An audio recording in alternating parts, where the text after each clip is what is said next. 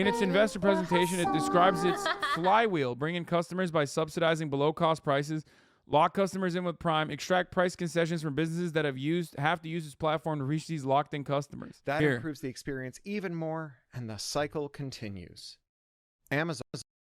Here's how Amazon describes its flywheel.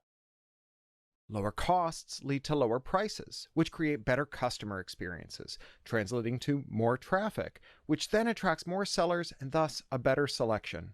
That improves the experience even more, and the cycle continues.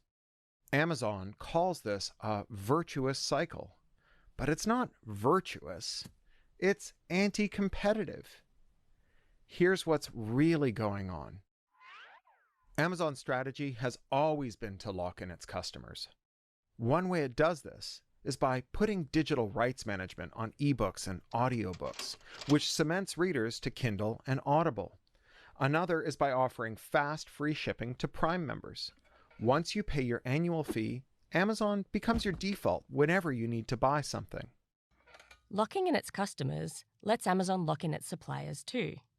Publishers and small businesses can't afford to give up access to Amazon's increasingly large share of the market, so they keep listing their goods there, even when that's bad for their business long term. Amazon's lower cost structure is just a euphemism for shaking down its suppliers and workers.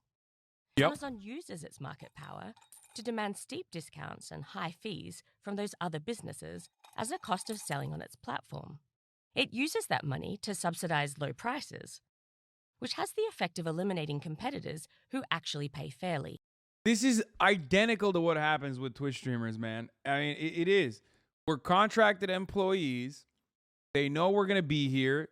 First, they give you sweetheart deals, which are not really that sweet, but they're sweethearts in comparison to fucking what you can get on YouTube, because they have better products, better revenue products like gift subs, the Twitch Prime, which is a major subsidy if you want to consider it a subsidy.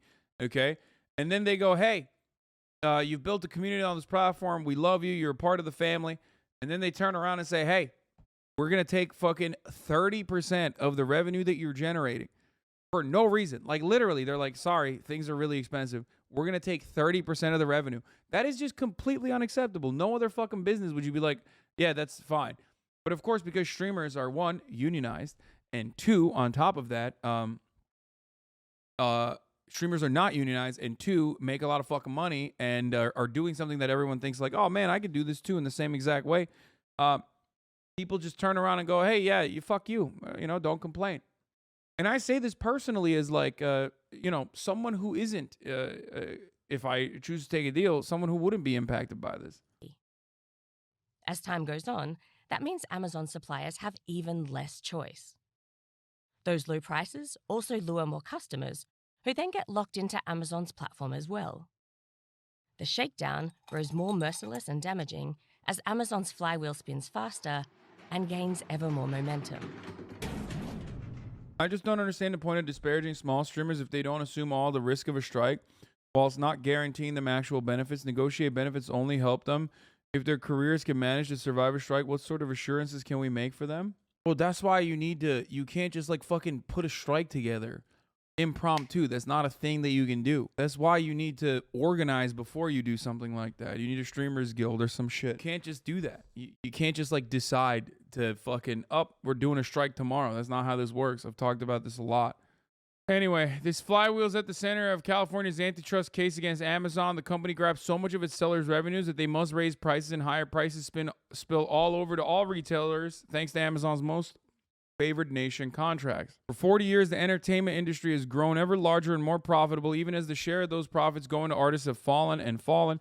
To solve this, legislatures have granted creators more copyrights, longer terms, lower barriers to enforcement, higher penalties for violations, and yet the problem has only worsened. There's a reason for that. The major factor in suppressing creative workers' wages isn't copyright infringement, it's monopsony.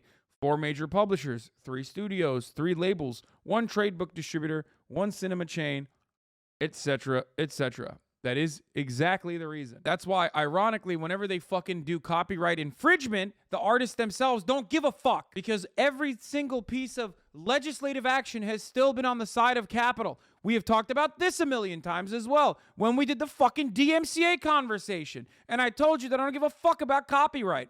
And that the only people that give a fuck about copyright are not the independent artists themselves, even though there was a couple brain-broken, dumbass fucking, oh, I have a Spotify with like 8 fucking streams. I actually do care about copyright. Like, suck my cock. The real people that take advantage of fucking copyright are the studios. They're the labels. Fucking lawyers.